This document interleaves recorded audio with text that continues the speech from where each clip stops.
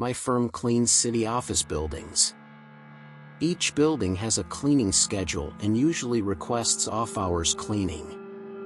Most of my jobs were between 5 p.m. and 7 a.m., depending on the building. TJ and I were cleaning a 5-story office building this night. This establishment has huge cubicle floors. It often took longer than our 8-hour shift. TJ started at the top and worked down, while I started at the bottom and worked up, hoping to meet on the middle 3rd level and finish together.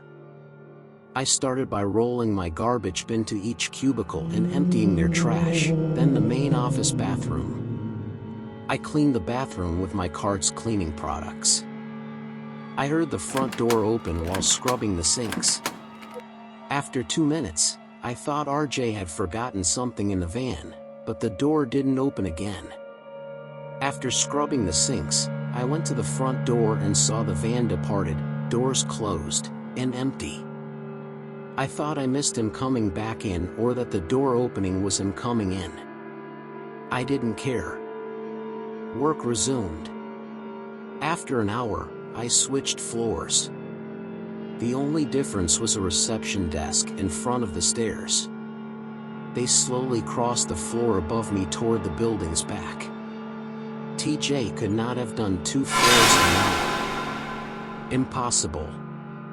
I went upstairs to check what he was doing. A main door led to a lengthy hallway with shuttered offices. TJ? I continued into the hallway but became spooked. I left towards the 4th floor. TJ was cleaning the room with his headphones on when I entered the door. "What's your 3rd floor location?" "No," he answered, appearing bewildered. "I'll see you in a couple hours. I'm starting my 2nd floor." Nodding, he resumed work. I washed my face downstairs. I wasn't fatigued but knew I was imagining these things. I suppose. I switched off the sink and wiped my face with paper towel before leaving the restroom. When they walked about, I waited in the bathroom. After a moment, I peeked out of the bathroom door. A man was behind. He was strolling slowly along cubicle aisles away from me. He was just walking, not looking around. I watched him stroll down and pause by the window. I entered the main room. "Hey, man. You shouldn't be here," I said, trying not to offend. He faced me. I saw nothingness in his eyes from far away. I left after 2 seconds. I ran to TJ's 4th floor. He seemed unaware while he cleaned. He came down to the van with me to phone the police and explain what happened. The police investigated the building minutes later but found nothing. They analyzed the camera tape of that night and observed the man enter inside around the time I heard the door open. He lingered in the stairwell before ascending to the 3rd story and methodically touring each room. As I got TJ, he departed. His goals are unknown, but his empty look and method of strolling were creepy. Even 4 months later, his face is still unidentified. I arrived home from work at 8. I ate at the table while watching YouTube on my phone after buying food on the way home. The doorbell rang when I was unpacking my dinner. I was surprised when someone knocked on my door 20 seconds after I came home in the rain. I entered the front door. My porch had a cold, wet man. I said the man requested if he could spend the night in my house because he had nowhere else to go. I felt awful for him but wouldn't let a stranger remain in my place. "No," I apologized and closed the door. After a minute, I didn't hear him go. I observed the man standing outside the crowd. He faced the driveway in the rain. I believed he was taking shelter on my porch before leaving, which I didn't mind as long as he left within a few minutes. I ate again. I was too preoccupied with work to worry about the man on the porch. I watched a TV after eating to relax. Another doorbell rang 30 minutes later. I almost didn't answer, but I noticed a 13 or 15-year-old lad. I opened the door and stopped the boy's question to inquire why he was alone and where his parents were.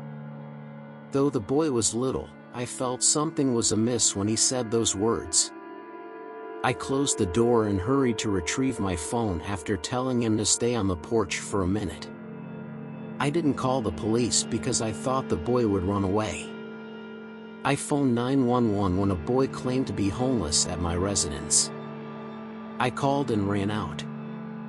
I opened the door quickly to find 3 grown men, including the one from earlier that night, on my doorstep.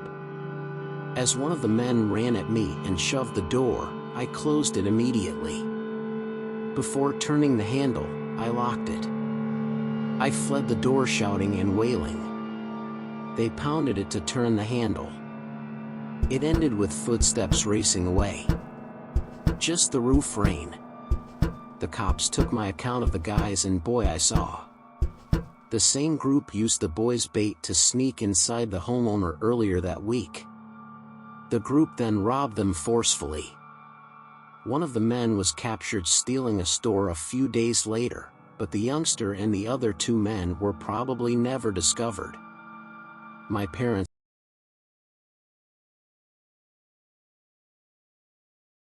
had a tough time. I lived alone in a modest apartment with my 7-year-old brother while my parents sorted things out. As I worked from home, watching my small brother was easy and made me feel better. I didn't want him to grow up with my parents fighting. I experienced this in 2 months. 2 weeks in, my job planned a Friday afternoon meeting.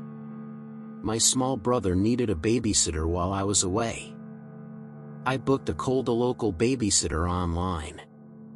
I picked nobody. I took whoever was offered. I prepared my brother for the babysitter on Friday. Chris, the babysitter, arrived at the apartment building at midday. I let him in. I thanked him for helping and departed for the meeting. I left the meeting about 5:30.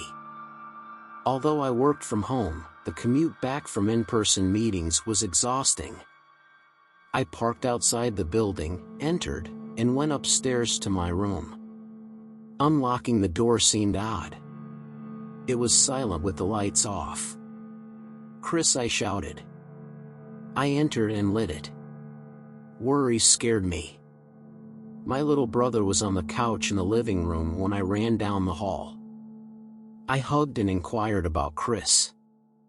I only got him to say he departed. I called the babysitting firm, but they hadn't heard from him either. He ignored their calls. The apology and service refund didn't help. I dropped it after an hour because nothing was stolen and my brother was fine. I cooked us dinner and put on a show for him before bed. I realized while washing dishes in the sink facing the front door. Home, I had to unlock the door. I never gave Chris keys to the house, and only the key or from inside could lock the bolt lock. I grabbed my brother and ran out. We called the police in my car. While on the phone, my bedroom blind moved. Chris hurried out of the apartment building and drove away. Officers located Chris in his residence that night. His story was illogical and unconvincing. He may have intended to assault me later that night and vanish. His car included a journey kit with food, survival gear, and blankets. He'd been preparing this since he cleaned up his place. Chris was my scariest near miss. I'm glad it was just a near call since it could have been a lot worse if I hadn't escaped.